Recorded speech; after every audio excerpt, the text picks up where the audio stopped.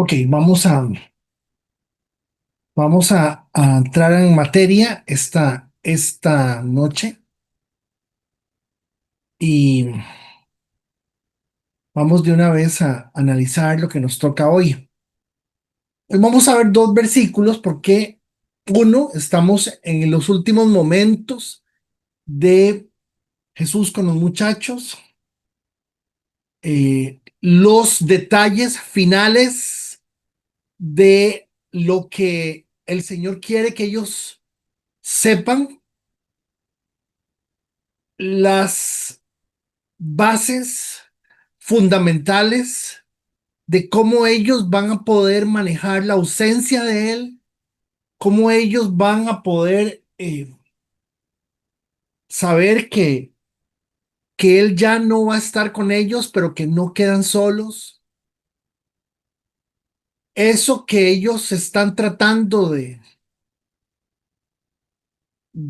asimilar, apenas asimilar, lo van a asimilar si realmente pues pudieran entender que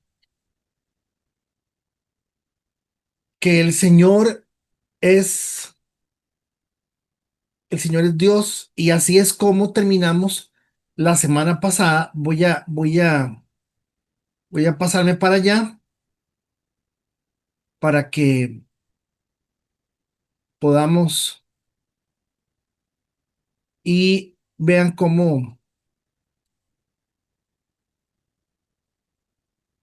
la semana pasada trabajamos 14 del 10 al 15, ¿verdad? ¿Qué dijimos la semana pasada? La semana pasada dijimos que Jesús declara que Él es de la misma naturaleza que el Padre. Entonces, Jesús tiene que decir esto, muchachos y muchachas. Jesús tiene que decir esto para poder explicar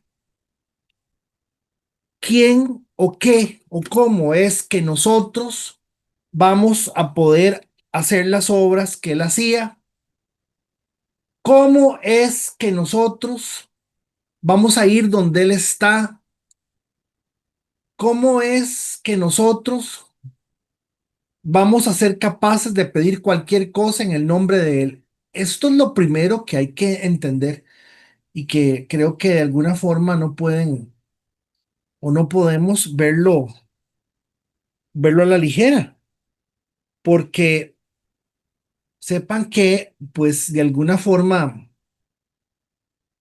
lo que el Señor está tratando de decirnos es, esto tiene una estructura, una forma, y tal vez que para los efectos de nuestra propia vida, lo que el Señor quiere es que nosotros estemos claros, conscientes de, muy conscientes y muy claros de que estamos,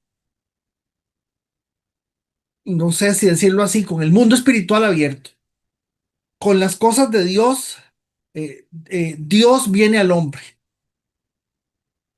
Y entonces, fíjense que lo primero que hace el Señor es aclarar que que Él es de la misma naturaleza del Padre.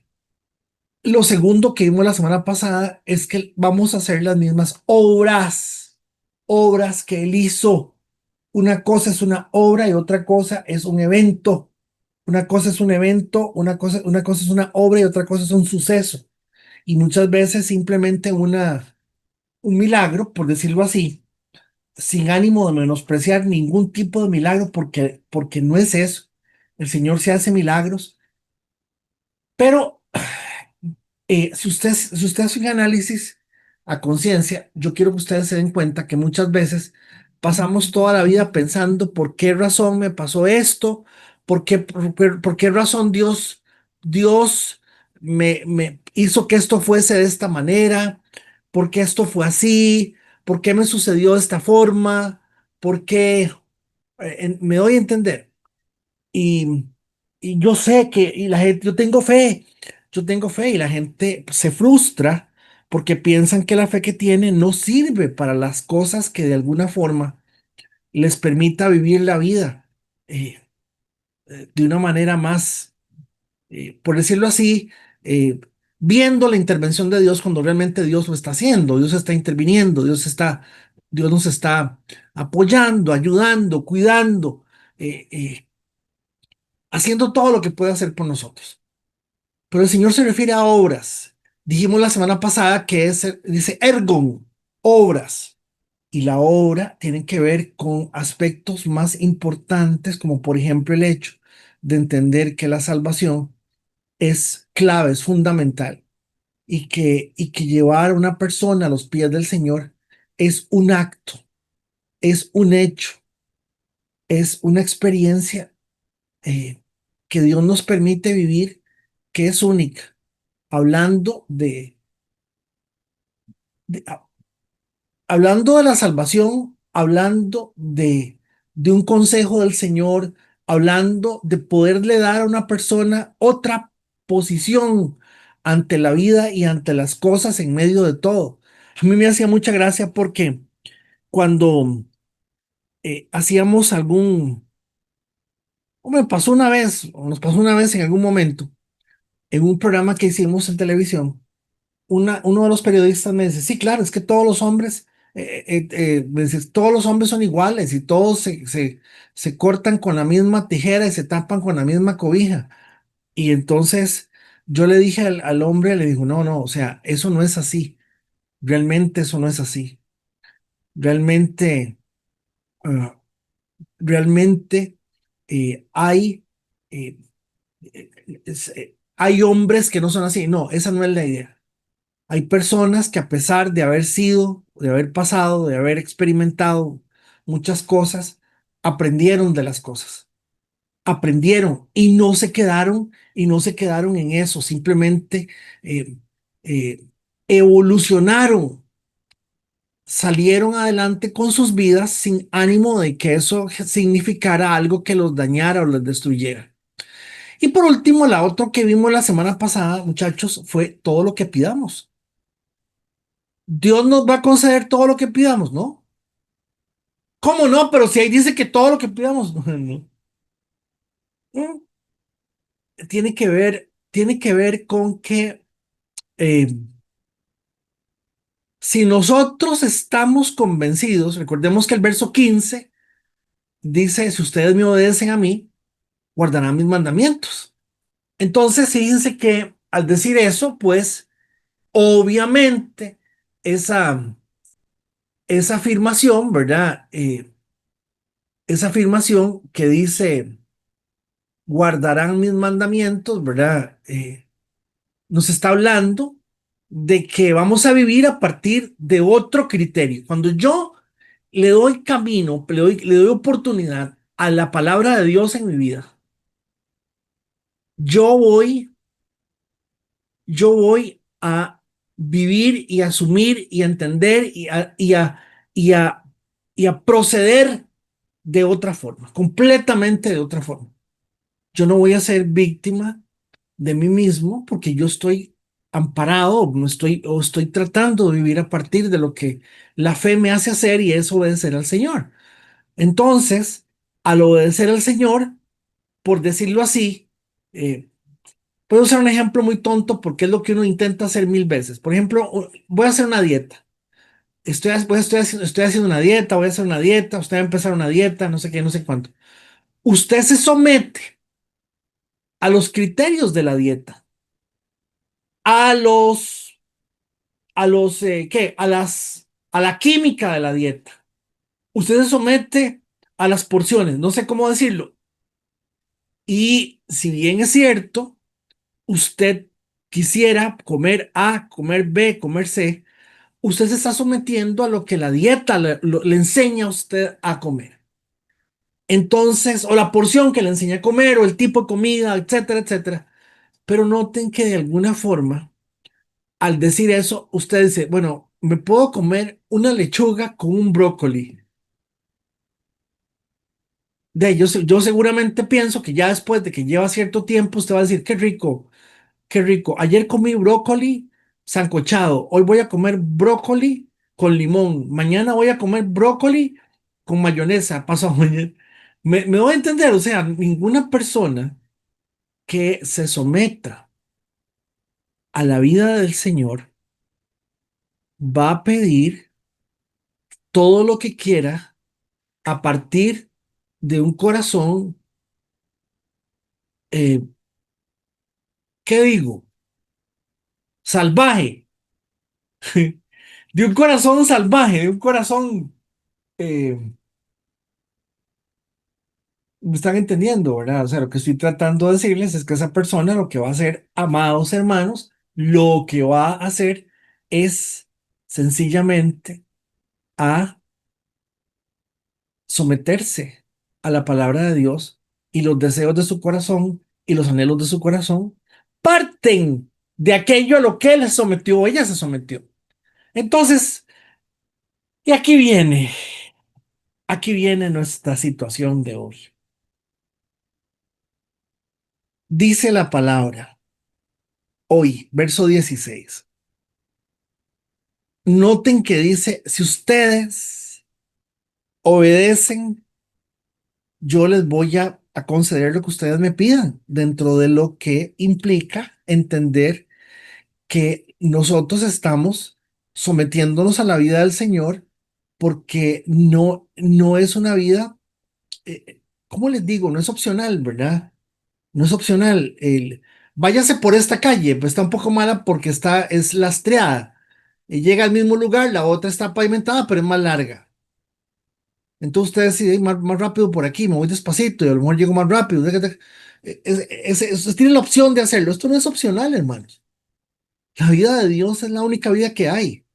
Lo demás es lo que otro ha vivido. Sí.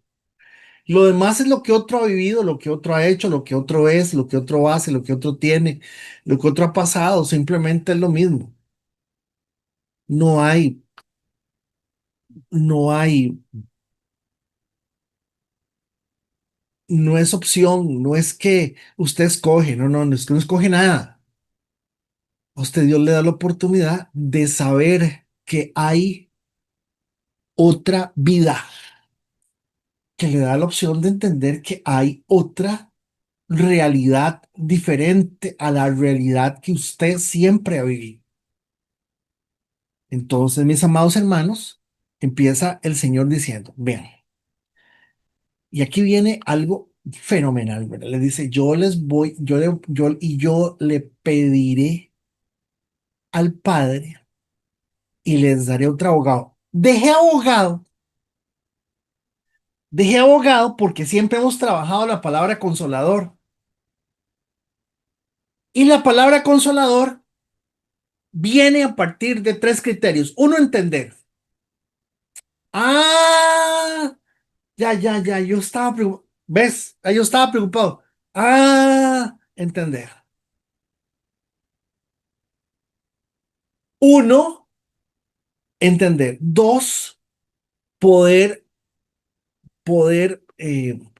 trabajar tanto mis emociones como también lo que estoy tratando de, como lo acabo de decir, de entender, pero la parte emocional tiene un factor súper importante. Entonces, obviamente, cuando el texto está diciendo que es un consolador, nos está explicando que yo estoy entendiendo, que yo tengo que entender que las cosas, eh, que el dolor, que la ansiedad, que la angustia, que todo lo que estoy pasando, tiene una razón de ser. Número tres, cuando se habla de consolador, pues obviamente se habla de que ante las circunstancias de la vida, ante la vida que vamos a tener en esta tierra, nadie se la puede jugar solo. Nadie.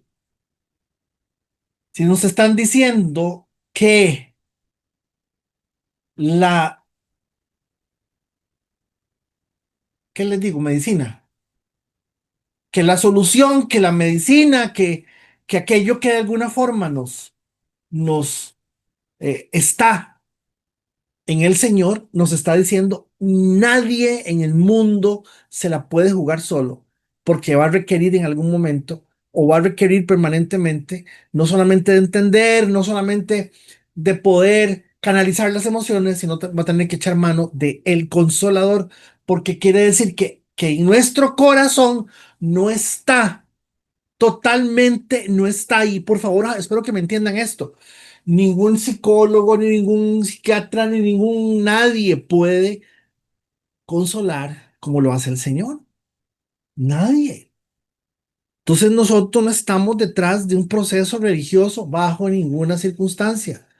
Mis queridos amigos y amigas, no, decía don Abel Pacheco, ¿verdad? No estamos, hermanos, nosotros no estamos aquí viendo las cosas a partir de simplemente una mera circunstancia en donde, no, no, se nos está diciendo eso. Pero entonces vean qué interesante. Si ese abogado, eh, si el señor se está yendo, les voy a dejarles un abogado.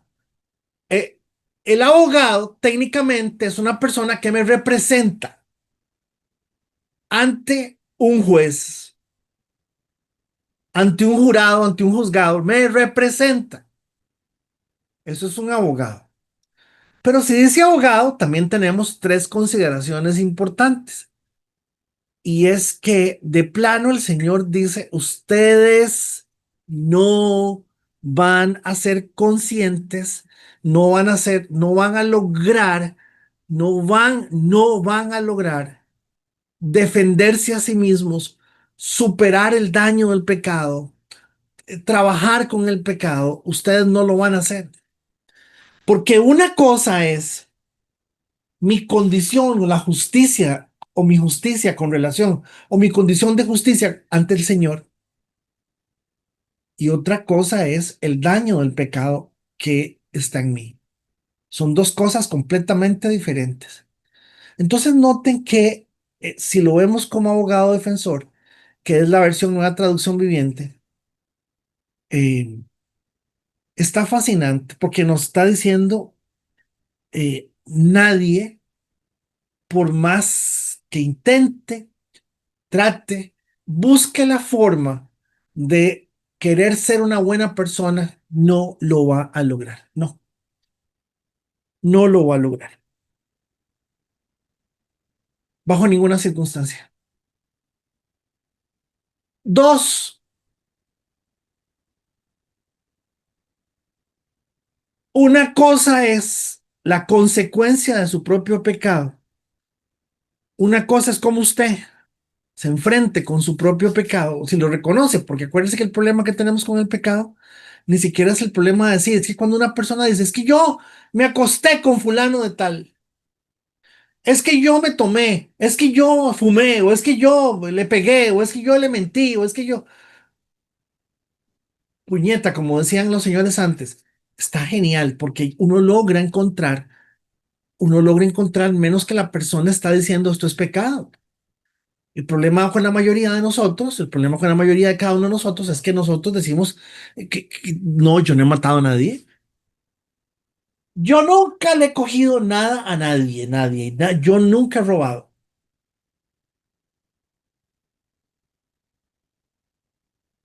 Yo nunca he,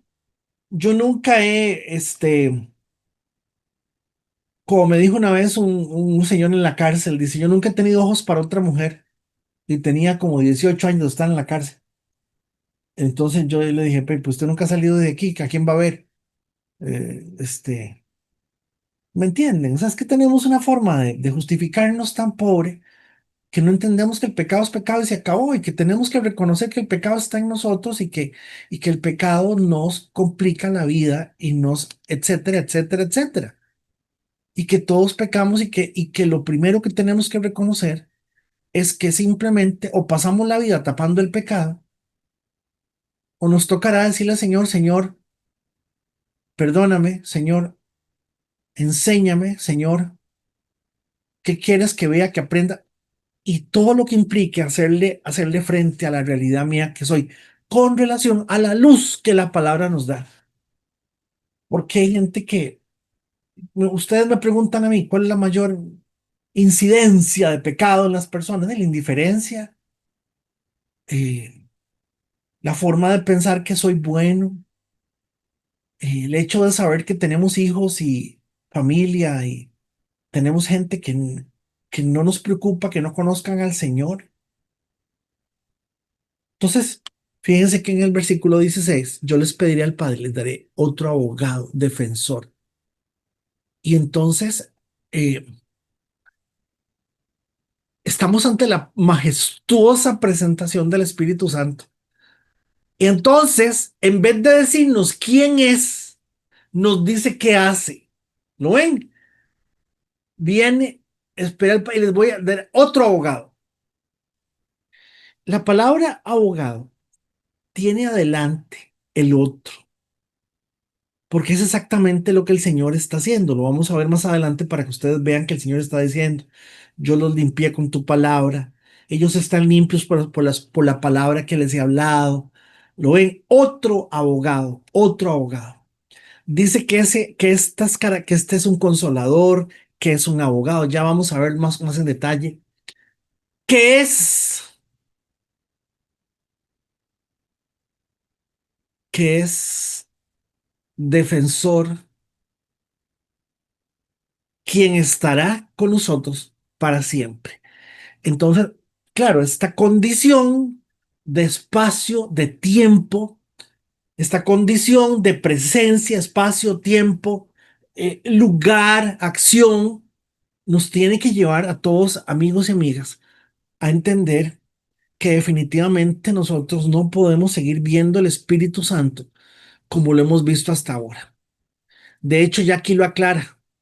En el versículo 17, noten donde él dice, me refiero al Espíritu Santo.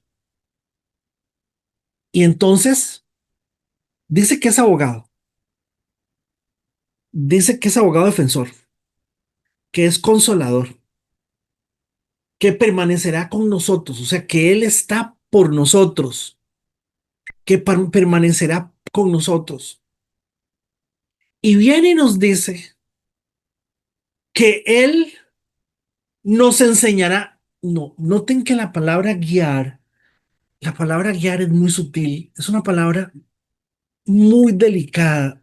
Noten que esa palabra guiar implica que, que, que, eh, cuando usted da una dirección, usted señala hacia dónde, tome hacia allá, doble, haga dos derechas, haga una izquierda, este, haga así, haga así, pero guiar significa que Él nos va a dirigir y nos va a llevar a eso, por eso, a ese lugar, a ese punto, a esa convicción, a esa transformación que es lo que al final el Señor quiere que vea. Y noten que la expresión dice, ¿quién guía a toda la verdad? Y la verdad, evidentemente, cuando estamos hablando de la verdad, no hay verdades personales, simplemente la verdad del Señor. Entonces, tenemos que ver que la forma en que el Señor está diciendo y nos describe el Espíritu Santo, tenemos que preocuparnos y esforzarnos a entender que mucho de lo que hoy creemos que es la presencia del Espíritu Santo no lo es, porque estamos equivocados, porque no está sucediendo eso. Porque para empezar, muchas de las personas que dicen que están haciendo, hablando, recibiendo, viviendo el Espíritu Santo, damas y caballeros, no es cierto, porque la persona tiene que reconocer que es pecadora, sino para qué dice que es un abogado.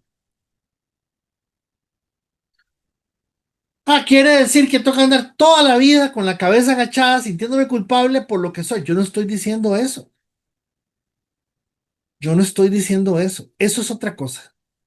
Eso se llama derrota. Eso se llama culpa. Eso se llama, eso se llama pisotear la sangre del Señor.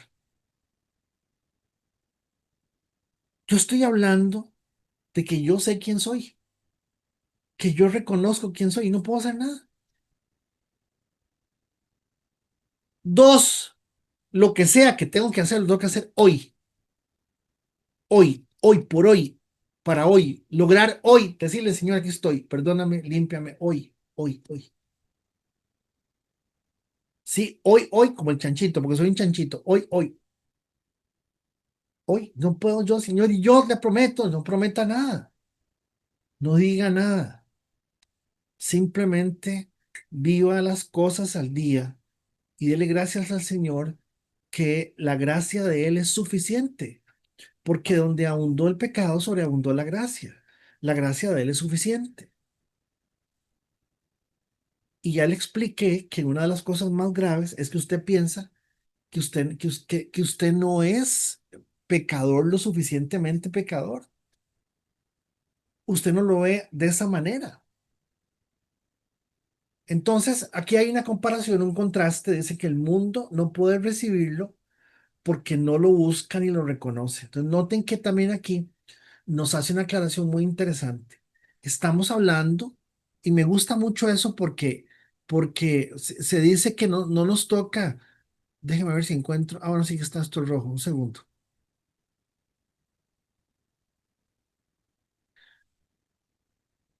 A ver,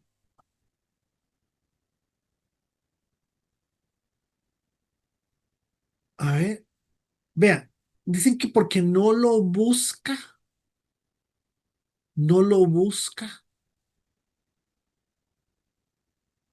y no lo reconoce. Eso me gusta muchísimo, porque no, porque esa es la que está pasando en este momento. La gente no reconoce al Espíritu Santo, no lo reconoce. Y como ven que el asunto es escupiendo, el asunto es orinándose, vomitando, brincando, temblando, entonces no reconocen al Espíritu Santo. En medio de todo lo que está pasando, lo que dicen, ah, no, es la manifestación del Espíritu Santo. Eso es.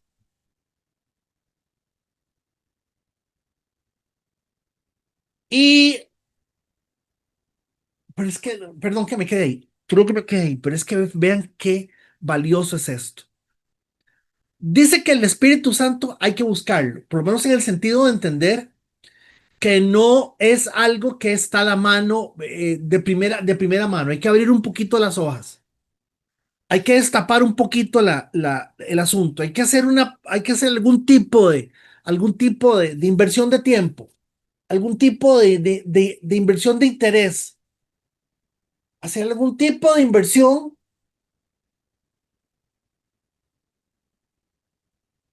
de prioridades y buscar y decir, Señor, yo no estoy tranquilo hasta que yo no encuentre al Espíritu de Dios y yo pueda reconocer que esto es el Espíritu de Dios.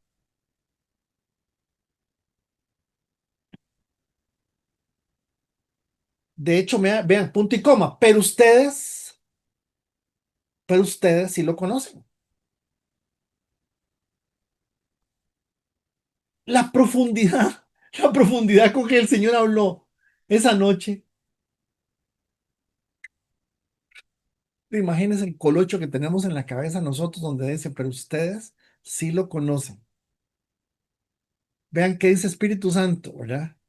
Ahora, pongamos atención a esta palabra.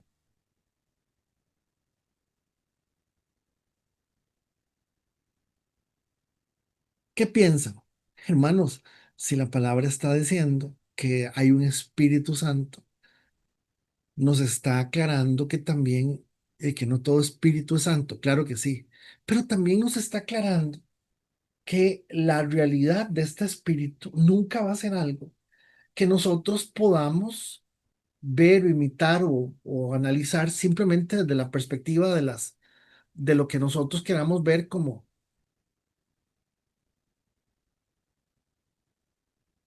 que ese es el Espíritu Santo. Dice que es santo. La palabra santo significa aparte, diferente, separado para, apartado para.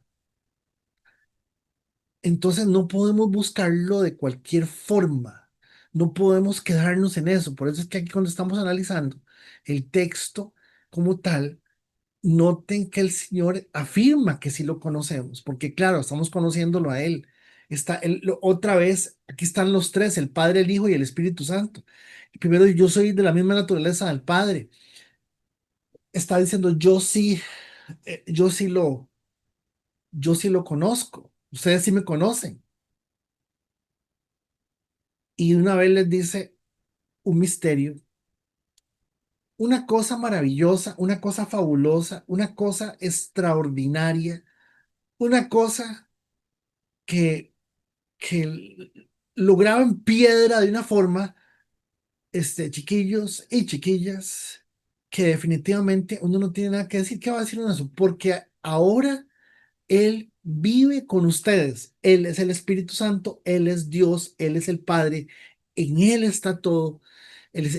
Ahora Él vive con ustedes y después estará en ustedes.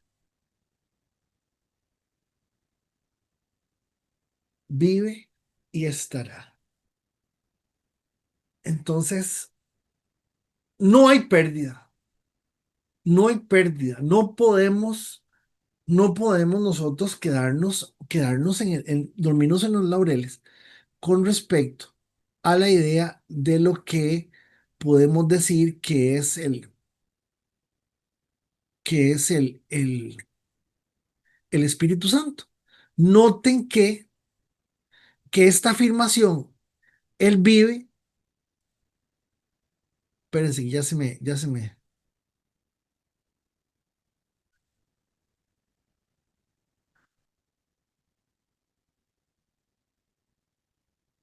Él vive, ¿de qué pasó?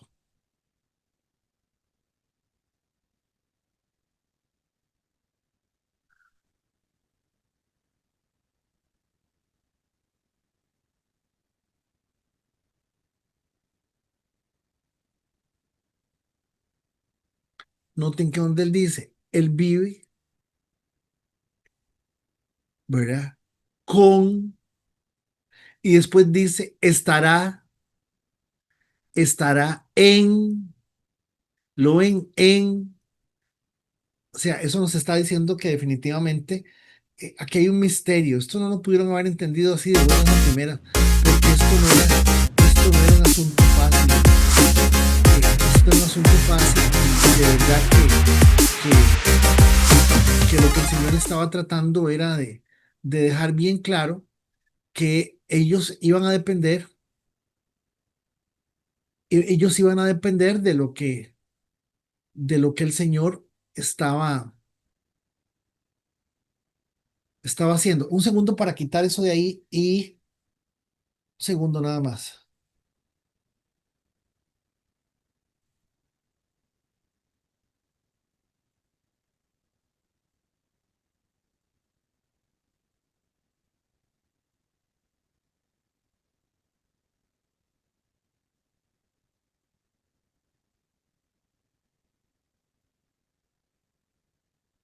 Entonces,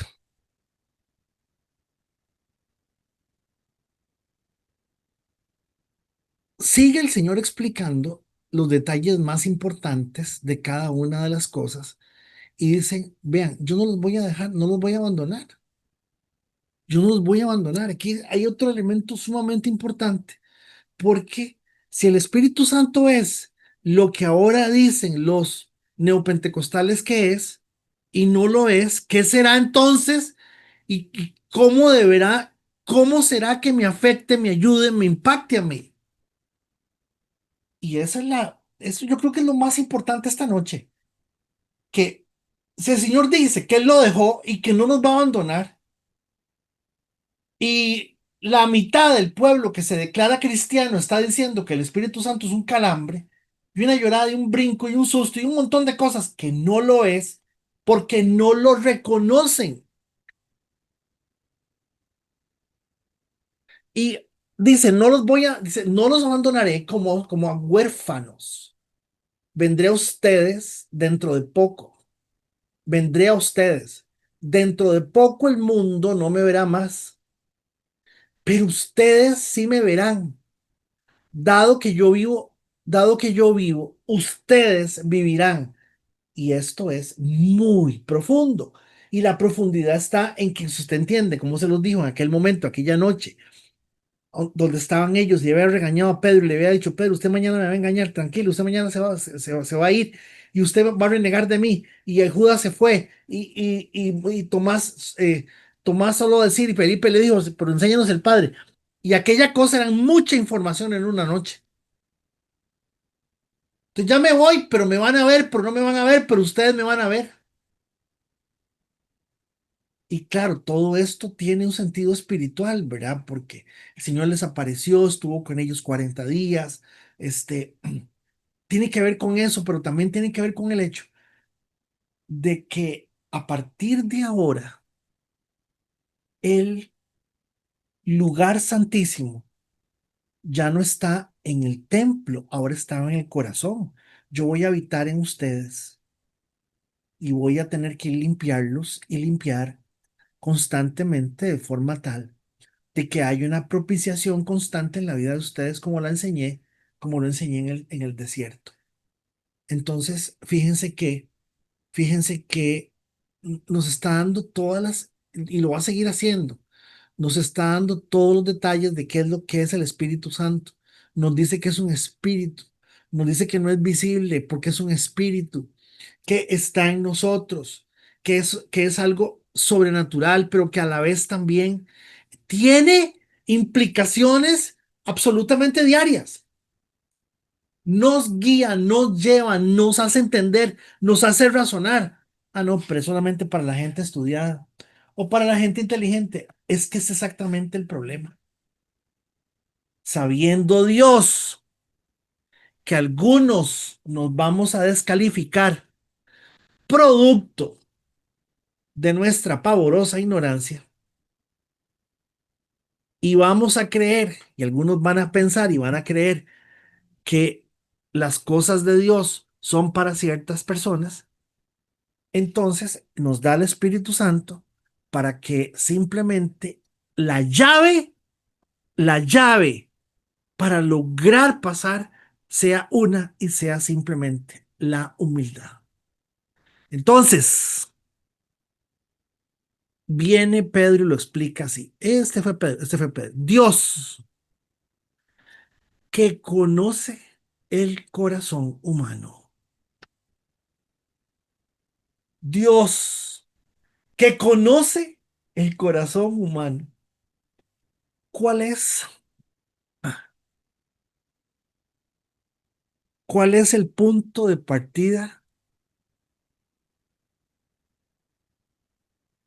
¿Cuál es el punto de partida para que tengamos una experiencia clara del Espíritu Santo? Nuestra vida, nuestra realidad, nuestra vivencia genuina, real como seres humanos. Y entonces simplemente dice, Dios que conoce el corazón humano, mostró que los aceptaba dándoles el Espíritu Santo lo mismo que a nosotros.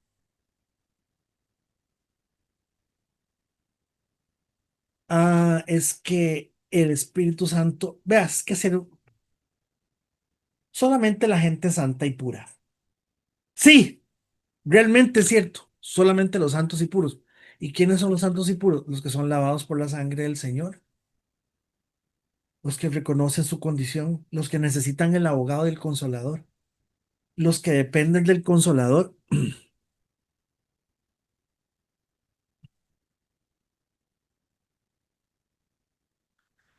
los que dependen del consolador.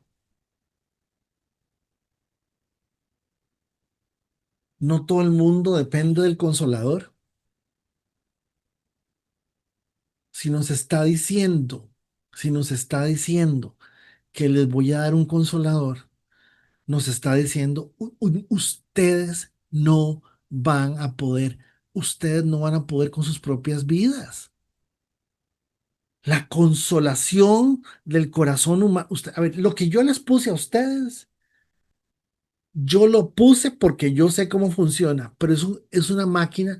En aquellos peliculillas de Iron Man le ponían un reactor nuclear a, le ponían un reactor nuclear aquí a Iron Man. Y el reactor nuclear Era lo que hacía que el muñeco funcionara. Yo les puse un reactor nuclear a todos ustedes y nadie, ninguno tiene la más mínima idea de qué es un reactor nuclear. Ninguno de ustedes sabe cómo funciona.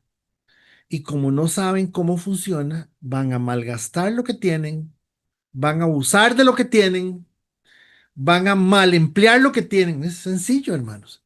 Entonces, noten que, fijo, tenemos que entender que cuando estamos hablando del Espíritu Santo, ¿verdad? El Espíritu Santo claramente dice Primera de Corintios 14:5, dice, yo quisiera que todos ustedes hablaran en lenguas, pero mucho más que profetizaran. El que profetiza aventaja al que habla en lenguas, a menos que éste también interprete para que la iglesia reciba edificación. Hermanos,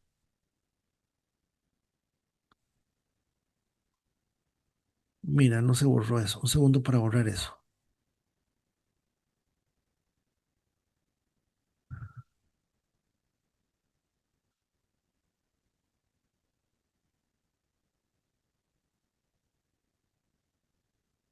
Ahí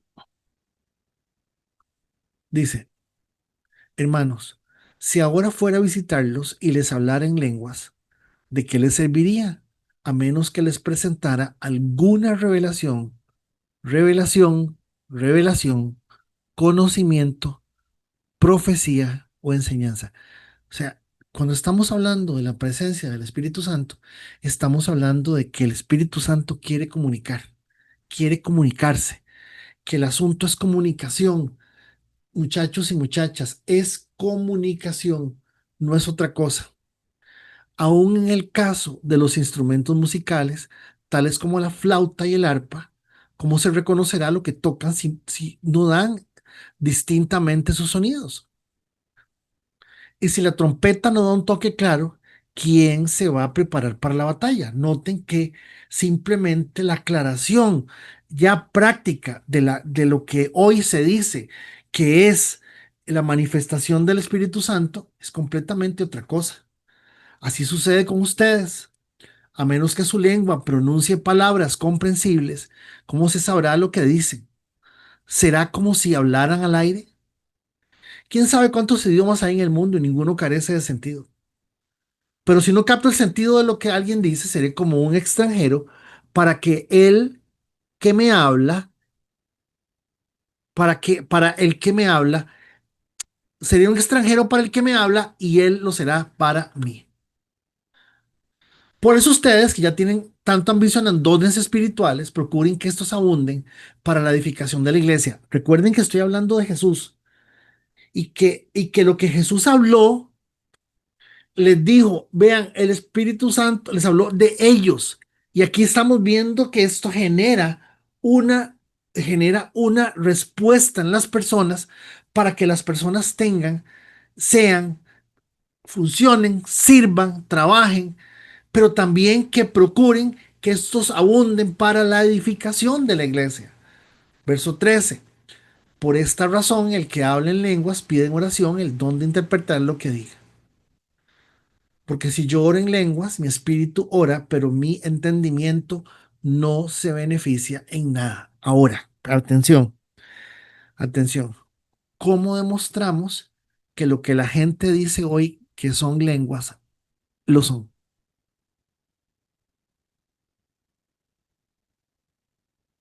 Pero ese no es el punto.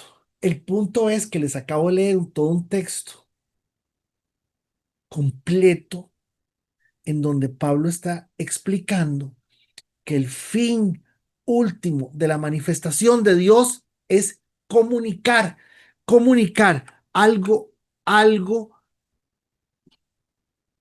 una revelación, un conocimiento, una profecía o una enseñanza. Veamos uno más. Todo aquel que crea decir algo de parte de Dios o se cree espiritual debe reconocer primero la palabra de Dios. Primera de Corintios 14:36. ¿Acaso la palabra de Dios procedió de ustedes?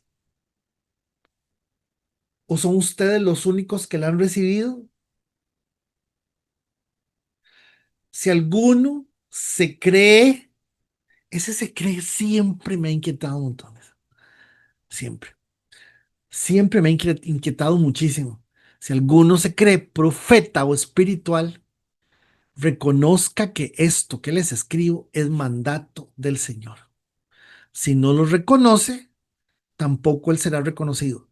Noten que era tanto el desorden que había en Corinto, que lo estamos trabajando, era tanto el desorden, el, eh, el vacilón y lo que estaba sucediendo, que de alguna forma lo que Pablo está tratando de hacerles ver es que el hecho de poder regular, de poder decirles cómo se hacen las cosas, definitivamente está por encima de lo que estén haciendo.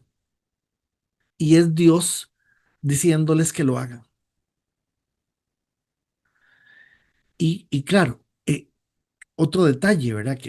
Que no todo lo que el Espíritu Santo hace tiene por qué salirse de control, pero todo debe hacerse de una manera apropiada y con orden.